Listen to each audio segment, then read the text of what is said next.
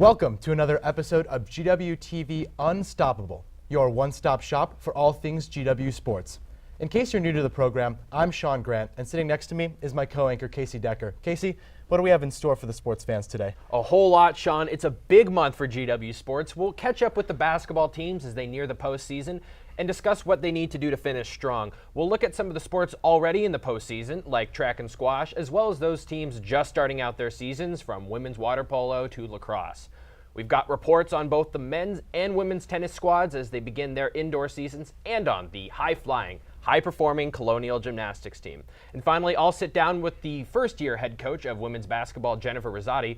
Like I said, Sean, we've got a ton of action coming at you, so get ready for Unstoppable.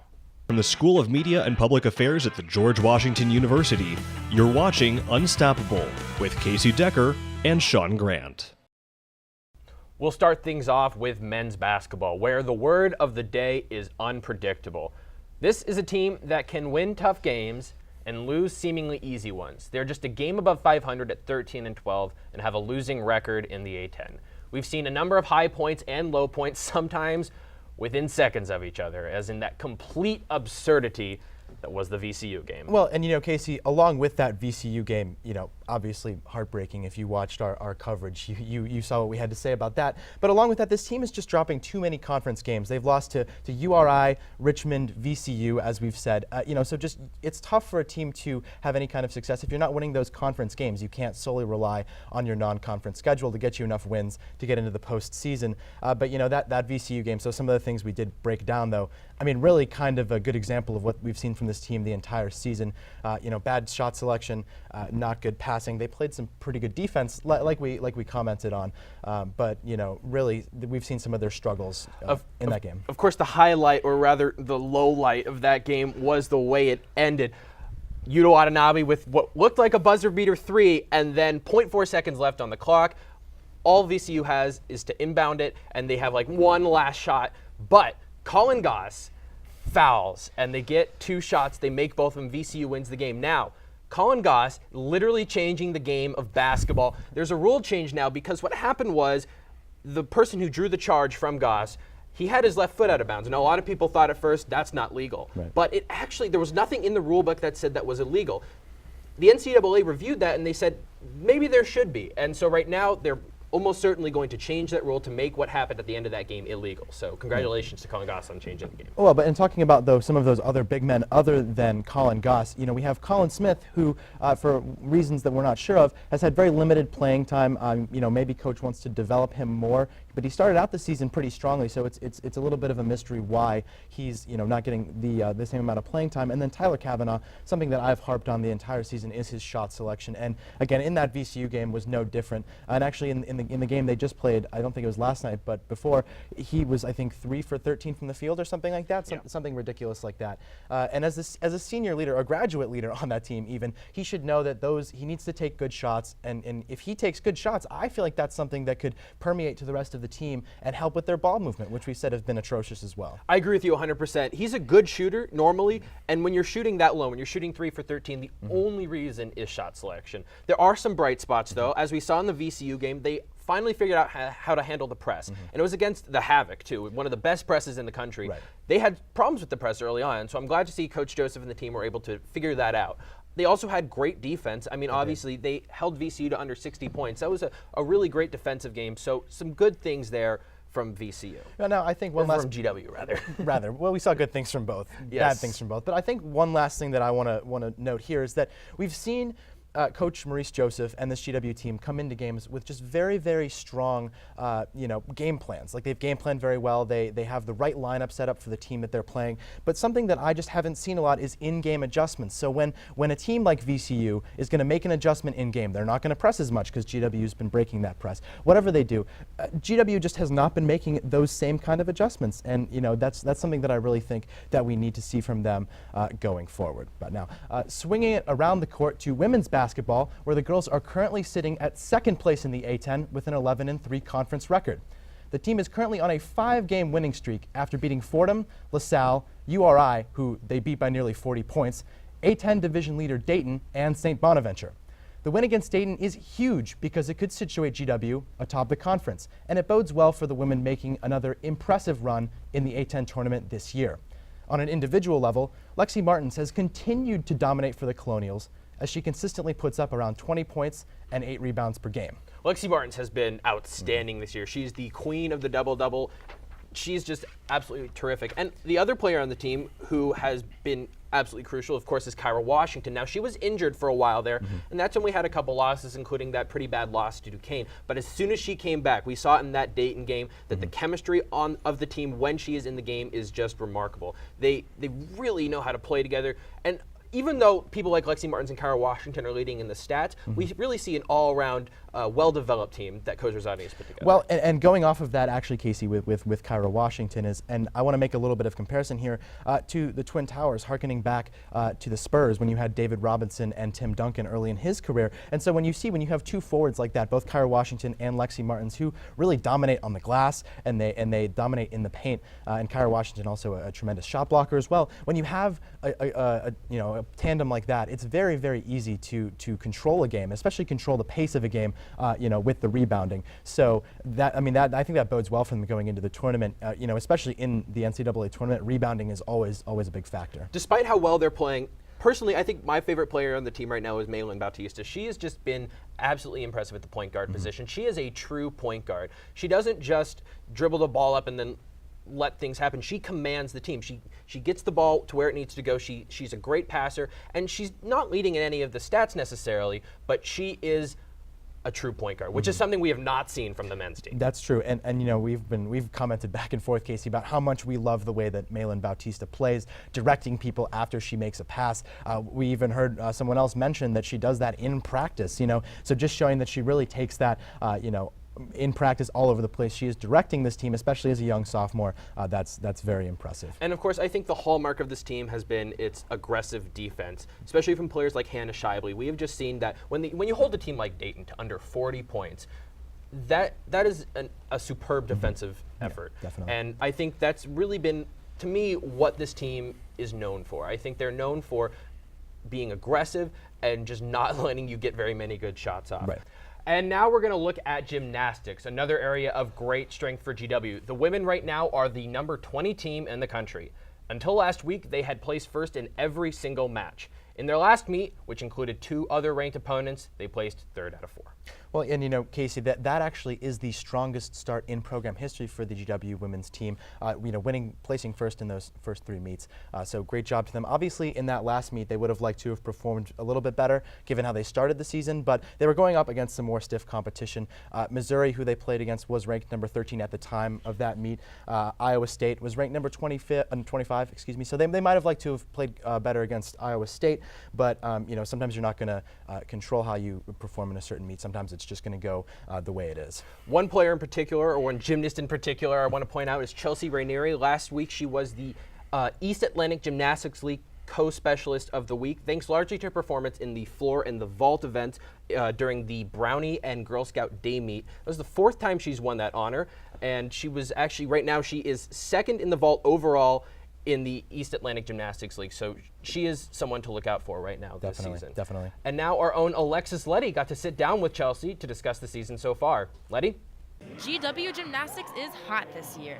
Last year, the Colonials were ranked 24th and have now jumped to the number 14 spot in NCAA Division I gymnastics. So this year, I think the biggest change from last year is just the fact that we have more depth on our team. We have a lot of girls who can go up and compete for us. 13 gymnasts out of the 17-member roster have been able to compete for GW this season. They have been cheered on by teammates along the way. So our way of cheering and giving them energy is so they can fuel themselves and believe in themselves when they go up and compete for us. Upperclassmen Demora, Druin Allaire, and Wynn Stanley have consistently competed in all-around for GW. But for the most part, I think the experience is just what is helping us a lot this year. The Colonials have won all but 1 meet this season. With 6 meets left, GW plans to work to improve on small things every day. Just really going after everything and saving as much as little tense as possible so that we can overall have like a big score at the end. With Unstoppable, this is Alexis Letty. Thanks, Letty. Serving it up to the tennis courts now, where the men's team is currently 5-3, beating the likes of Morgan State, Austin Peay, NIU, Grandview, and Monmouth. Individually, the boys have been led by junior Chris Fletcher, who won A10 Player of the Week honors back in January and then helped the boys down Morgan State on February 2nd. Fletcher fared well this week too, as he defeated his opponent against Monmouth. Another strong performer in those matches was Julius Taverionis, who defeated his opponent Nicola Pippola. At the time, Pippola was individually ranked number 99 in the country, a very impressive opponent for Taverionis to beat. And now, our own Matt Kerwin got the chance to talk to Chris Fletcher to ask him about the season so far. Matt? Thanks, Sean and Casey. I'm here at the Southeastern Tennis Center, where our own GW Colonials are taking on the Monmouth Hawks in singles and doubles matches. The Colonials have just come off some tough matches against Florida State and Drake, and I caught up with junior Chris Fletcher and his opinion on the season thus far. To say, compared to the last 2 years, we're off to a really good start. I also spoke to Jakob Bahun on his transition to the team. Not easy to adjust as the area or the team. I mean, the team spirit is great, so the guys made it easier for me to adapt. We got a great coach, great team spirit. I mean, it's all good. I was able to speak to Coach McPherson about his goals this season. Just taking it match by match. I mean, every opponent is a new challenge, and we'll see where that leads us at the end of the day. But certainly, we have our eyes on the Atlantic 10 Championship. Matches like this, build our confidence and, getting ready for conference in April.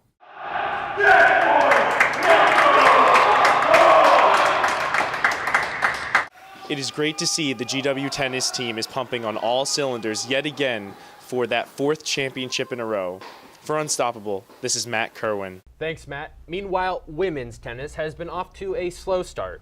They're 2-3 overall and have yet to win a game at home or beat an A10 opponent. There are a couple of bright spots, though, as they picked up a solid 5-2 win at Navy, and junior Marie-Louise DeCamp was recently awarded A10 Player of the Week. For more on this, we go to Danny Gill, who caught up with a few of the team's players. Hi, this is Danny Gill for GWTV Unstoppable. Today we'll be talking to the women's tennis team. We'll be talking to senior Taylor Niederlander and a freshman from Istanbul, Melis Bayraktaroglu. And the women's tennis team will be facing off against UMass tomorrow and then Navy on Sunday. So let's see what they got to say. Well, my dad was a tennis player as well, so I practically grew up on the courts. And I was just wandering around with my dad's racket, and he was just throwing me balls. So he decided to send me a summer camp, and that's how I developed my tennis. Well, I think compared to Turkey, here is more professional. And having a team such as like this is such a big opportunity for me. Because like having a coach, like 2 coaches for 8 people is a big thing. Like in Turkey, we were like 15 people, and we only had 2 coaches. So here is more professional, and you can improve better. I think this spring season we're a lot stronger. We have we're a deeper team. We've got some really good transfers and a great freshman, Mel, like we talked to earlier. So I'm really looking forward to it. We've had a strong start to the season so far. Again, this is Danny Gill for GWTV Unstoppable. Back to you, Sean and Casey. Thanks for that, Danny. We're going to go to a short commercial break now, and when we come back, we'll finish up our roundup. Great journalism matters because it's critical to a democracy that the public is informed and engaged and involved. And that happens by having credible information. And so the most important thing, whatever the delivery platform, whatever the technology, whatever the business model, is that the information itself is coming in solid and important ways and is being conveyed in compelling ways because there's so much noise and competition out there. And so that's what I really want our students to be able to do, be brilliant storytellers, keen observers, and compelling communicators.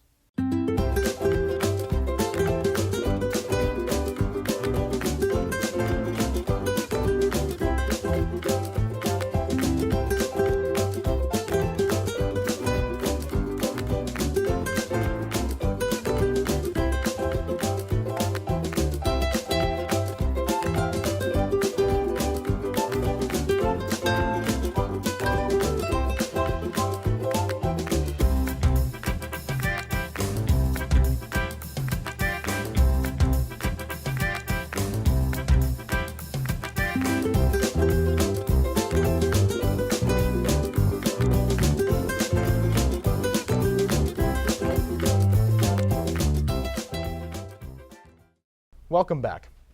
Sticking with the racket theme, let's move on to men's squash, where the boys currently sit at number 13 in the nation with a 7-7 record overall. The boys recently beat the likes of Virginia, number 15 Franklin and Marshall, Cornell, and Dickinson, but dropped matches to Yale, St. Lawrence, and Drexel. Individually, Andres DeFutos has led the team as he won the Colonial of the Week honors for his performances against Virginia and Franklin and Marshall. Sean, a big weekend coming up for this team. They're at the CSA College Squash Association Nationals. They're playing in the B division, so they're not in running for the championship, but junior Omar Musel told Unstoppable that they'll be hoping to improve their ranking to number 9. If they win the tournament, they'll become number 9 in the country, which is the highest ranking, would be the highest ranking in program history. Wow. As for the women's team in squash, they're also ranked number 13 in the CSA. They're 7-8 on the year, and though they've struggled against the power teams from the Ivy League, in their final regular season matchup, they demolished 20th ranked Dickinson 9-0. Well, and now looking at the women's team, there's something that I kind of wanted to look at is that for squash, the season is actually split up where they play half of their games in the fall and then they play the other half in the spring. Now, a lot of sports play spring and fall, but it's interesting to see that for squash, your record carries over from the fall to the spring. I wasn't sure if this was something that maybe, does it kill momentum? Does it do something like that? Although it doesn't seem to have affected the men's team as much as it has affected the women's team. You know, both of them are around 500, but I thought that was just an interesting point to make up. But now, jumping into the pool with men's swimming and diving, where the boys have killed it in their spring season so far, winning their first 3 meets. They beat Georgetown to open up the spring competition by a combined score of 188.5 to 105.5. After that, they beat George Mason 179 to 144, and then finally they beat Old Dominion 162 to 136 to finish out their regular season competition. The men's team started off the A10 championships with a bang as they set a record in the 200 medley relay. Hopefully they can keep that momentum going as they are competing at this very moment. We wish our boys the best of luck in that competition. Sean, one thing I want to highlight about this team is one player in particular who's doing really well. That's sophomore diver Jacob Ortiz. He has yet to lose in the 1 meter event, yet to place anything below first in that event. He's also set the program record in that event when they played George Mason, and he's also consistently placed at or near the top in the 3 meter event.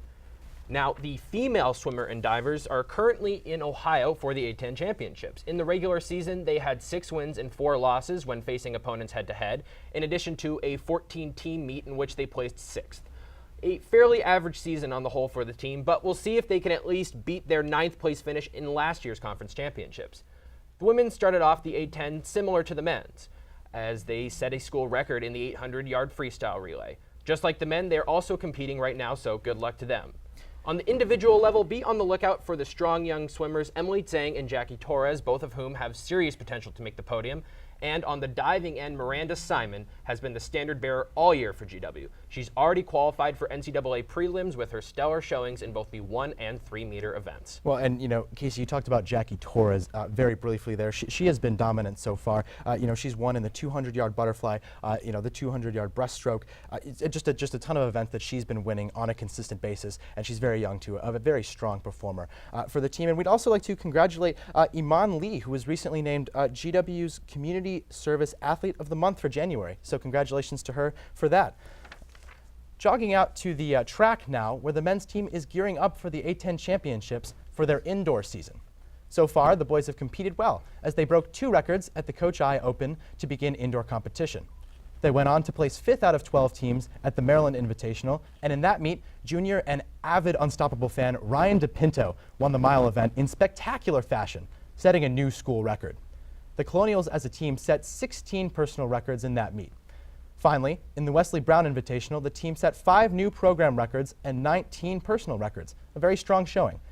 The boys will be competing at the A10 championships this weekend, and we wish them, including our own producer Andy Weber, the best of luck. The women, too, have wrapped up the regular indoor season and are at A10s across the river in Fairfax this weekend. When competing as a team, this group hasn't excelled. Their 2 team meets resulted in places 9 out of 14 and 6 out of 9. But individually, there have been some great outings.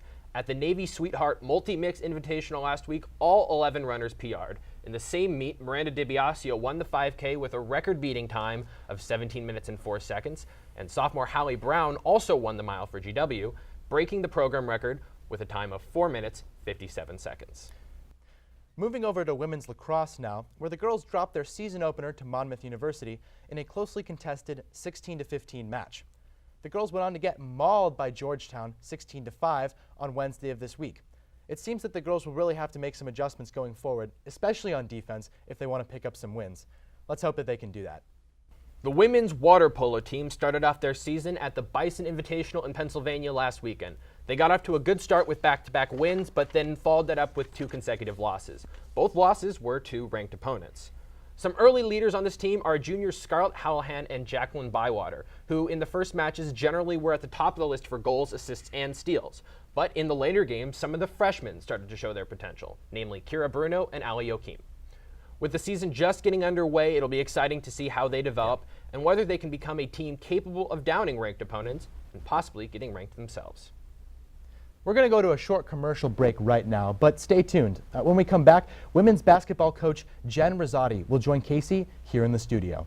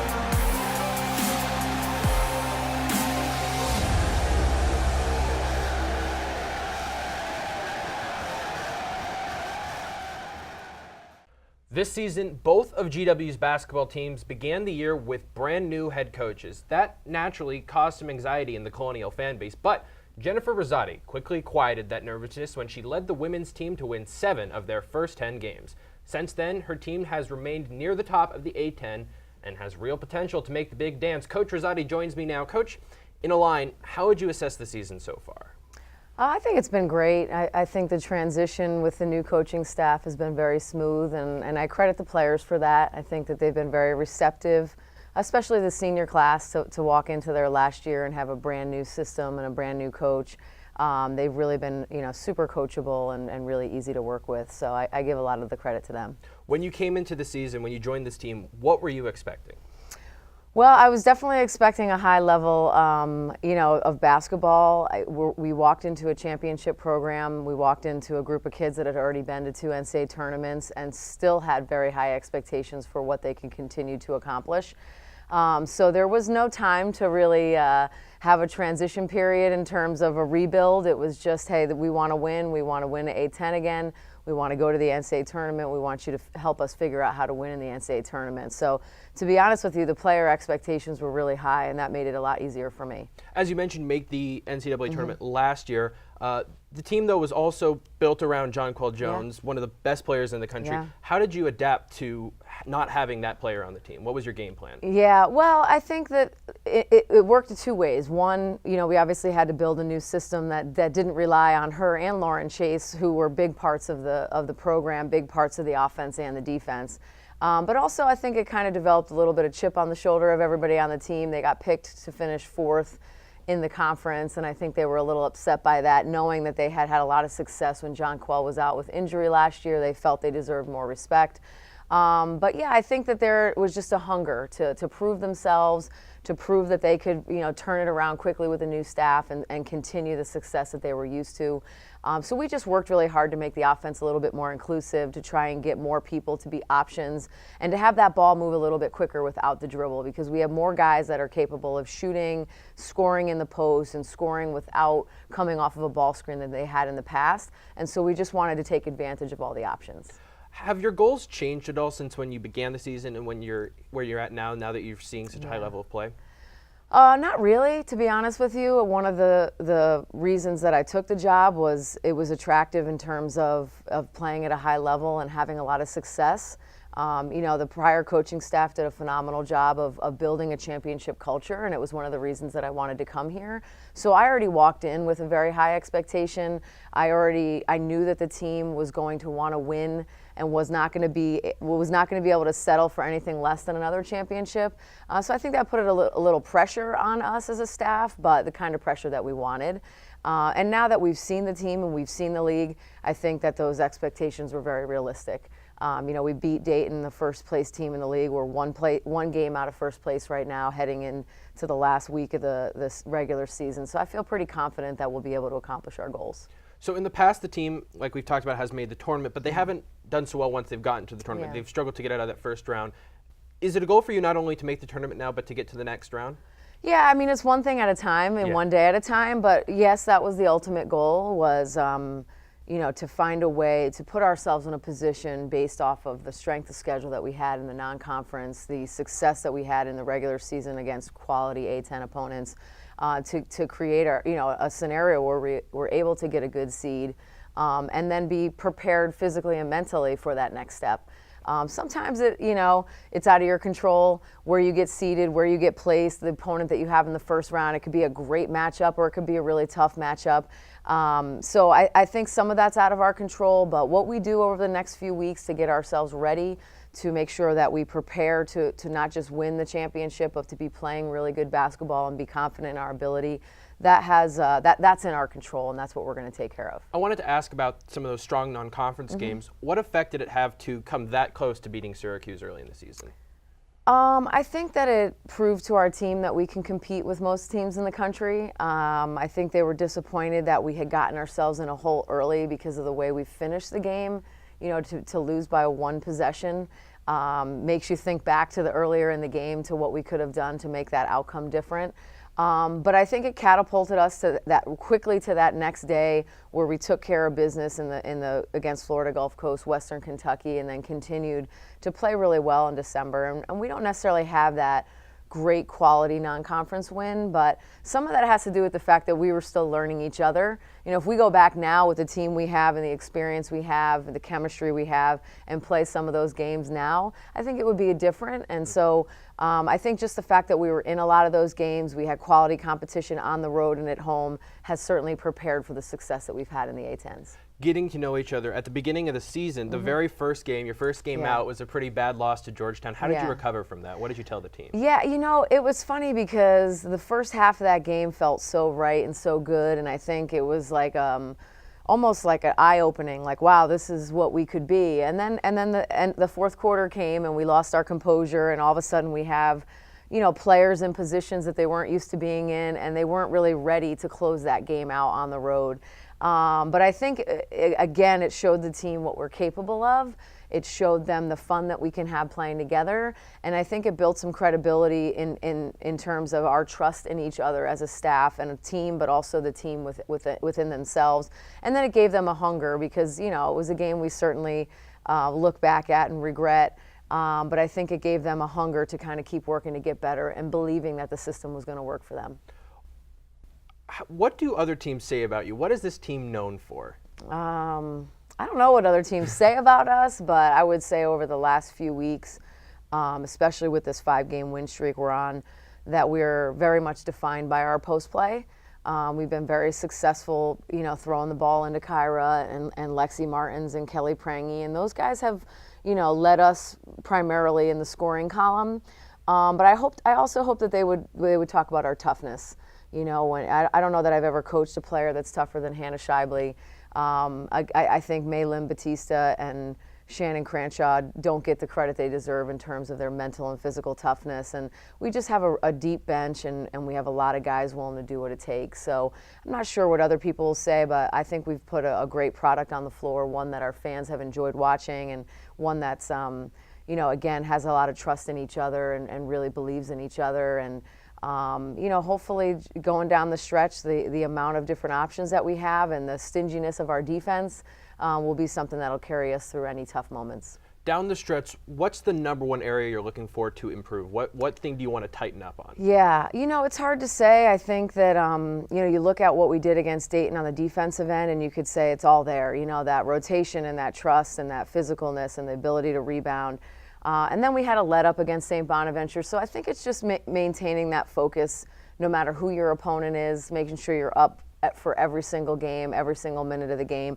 And then it would be nice to see us relax and knock down some shots. I think we've been very successful in the interior, but once we can get those shooters going on the perimeter, now all of a sudden our offense clicks at a level that matches what we can do on the defensive end. Terrific. Well, we're going to have to wrap things up there. Okay. Coach Rosati, thank you so much for joining us. We're going to break now, and when we come back, Andy Weber will be here to prep us for the next couple of weeks of GW Sports. Stay watching. Raise high. This isn't just our battle cry. It's our call, our challenge. Because when you are called to Washington, you are called to higher expectations, to a higher standard. We are called here to advance knowledge, to serve society, to change the world. This is the George Washington University, and what we make is history. So stand up, be bold, take risks, press on, push harder, raise high. Welcome back. Andy Weber, our executive producer, joins us now at the desk. Andy, what game should we be ready for? GW Sports are back. 11 different varsity teams are playing at least once a week now. First up, men's basketball. On February 23rd, they take on UMass. 3 days later, the boys in buff and blue face DMV rival George Mason. Men's tennis play Temple on February 23rd at the Southeast Tennis Center. The women meet St. Louis on the 25th. Finally, lacrosse clashes with UMBC on the 25th. They then face the midshipmen of Navy on March 1st. Guys? Thanks for illuminating us, Andy. Well, that's all we have for you today. Thanks for joining us. As always, make sure to like GWTV on Facebook and follow the show on Twitter at GWTV Unstoppable. For all the Unstoppable crew, we'll see you next time.